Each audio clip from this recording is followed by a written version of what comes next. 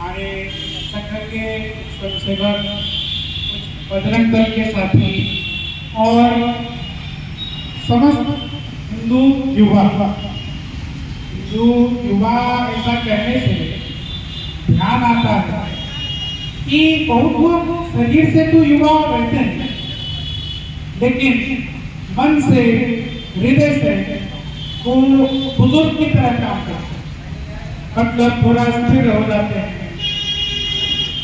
बिल्कुल उत्सुकता जो उनके मन में होनी चाहिए वो रहते हैं। और बहुत सारे बुजुर्ग भी हैं जो आज भी युवाओं की तरह ही कार्य करते हैं और बहुत सारे युवाओं, हम जैसे युवाओं का मार्गदर्शन करने का काम करते हैं। आज से 347 साल पहले ऐसा एक बड़ा घटना सह्याद्री की पर्वतों के बीच में शिवाजी महाराज का राज्यारोहण, इस दिन को हम सब हिंदू साम्राज्य दिवस ऐसा कार्यक्रम मनाते हैं।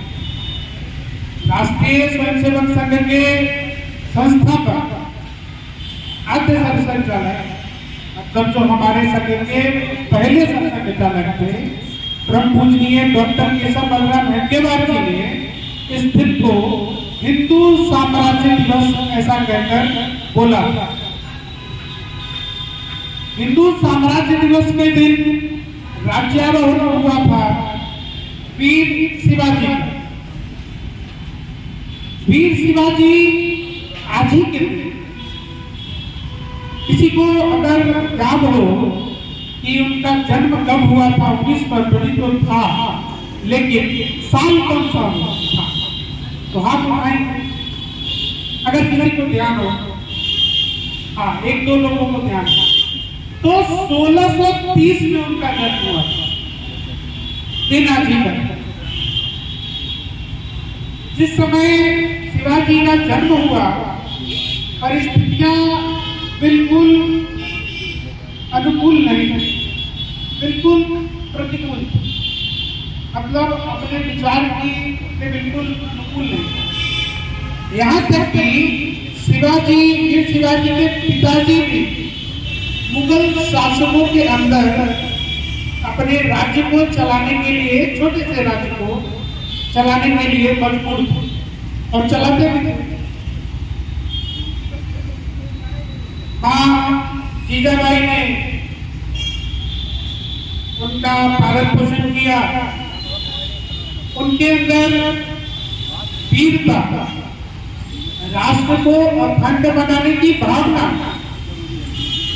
और हिंदू हित, मुगल साम्राज्य को उखाड़ के फेंकने जैसा विचार मां जीजाबाई नहीं थी।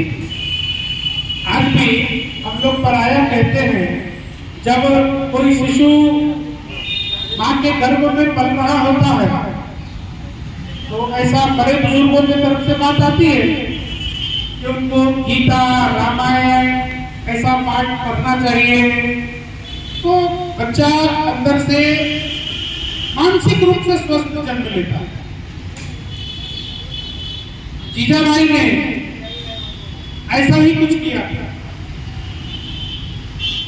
जीजाबाई जब शिवाजी गर्भ में थे तो शक्ति का पाठ करती थी, शिव महापुराण जैसे ग्रंथों का अध्ययन करती थी।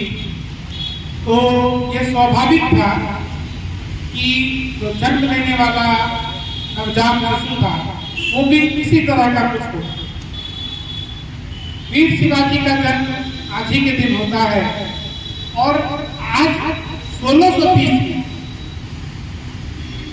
भारत के 2/3 हिस्सों पर मुगल शासकों का प्रत्यक्ष कब्जा था। यहाँ तक कि शिवाजी जहाँ जन्मे थे उस स्थान को भी मुगल शासक के द्वारा गाइड किया जाता है, रूल नहीं कर सकते, गाइड किया जाता है। मतलब आपको ऐसे कर वसूलना है, इतना कर वसूलना है, ये सब करके आपको कर का इतना अंश हमारे पास पहुंचाना है। ये सब मुगल शासकों के द्वारा गाइड किया जाता है। इस अनुकूल परिस्थिति में भी एक बालक जन्म लेता है और भारत के 2/3 हिस्सों पर मराठा और भगवा ध्वज जैसे झंडे को फहरा, तो बाजी पलट गई। हमारे पास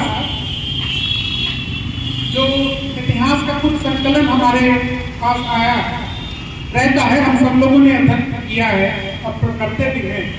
इसमें ध्यान आता है कि 8वीं शताब्दी में, मतलब 800 सेंचुरी में मीर कासिम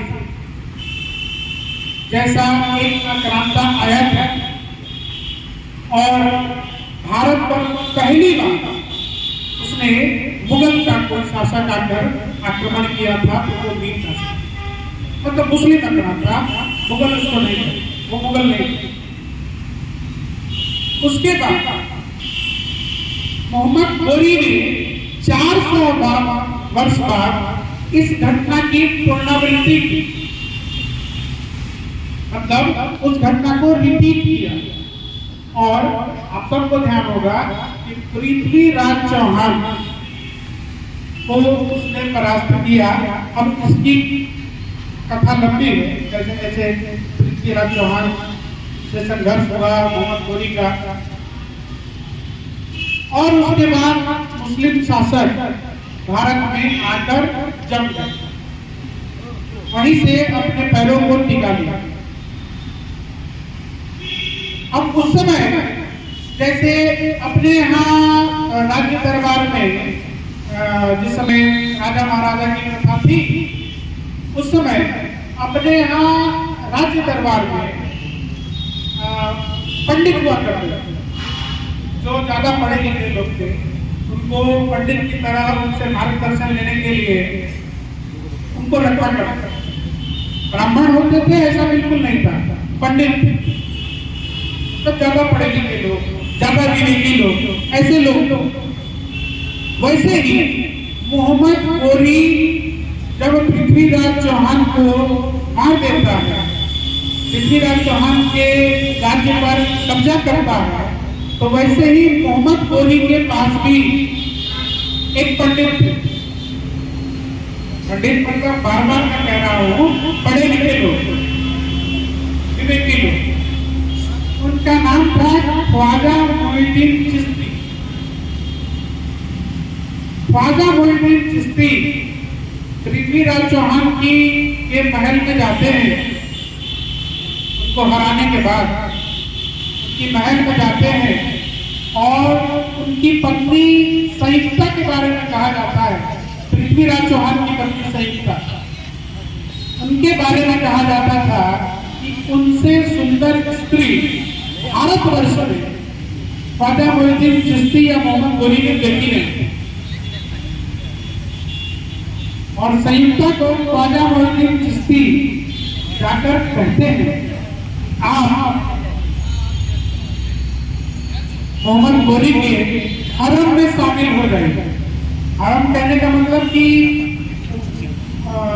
जो उनका महिलाओं का एक टीम था उसको खुश करने के लिए, ऐसे टीम में उनको शामिल करने के लिए ख्वाजा मोइनुद्दीन चिश्ती आदेश देते, अगर आप शामिल नहीं होंगे तो आपके साथ अनुचित व्यवहार किया जा सकता है, आपके सील को भंग किया जाएगा। मतलब आम भाषाओं में कहें तो आपके साथ गलत काम हो सकता है। इससे अच्छा है कि आप मोहम्मद गोरी के हरम में शामिल हो। बड़ा दुर्भाग्य है इस देश का और कम जानकारी के कारण हमारे इतिहासों के साथ जो छेड़छाड़ किया गया, इसके कारण आज भी ख्वाजा मोइनुद्दीन चिश्ती के दरगाह में जाकर हिंदू लोग अजमेर शरीफ में जाकर चादर चढ़ा आते हैं और उनको छल करके यह भी बताया जाता है कि तो महादेव के भक्त थे। अरे भाई, अगर प्रजामुद्दीन चिश्ती महादेव के भक्त थे, पृथ्वीराज चौहान की पत्नी संयुक्ता, इनको अगर हम कनेक्ट करके देखें तो हम लोगों की माँ बहन समय में हमारे पूर्वजों की माँ बहन भाभी ऐसा कुछ नहीं होगी।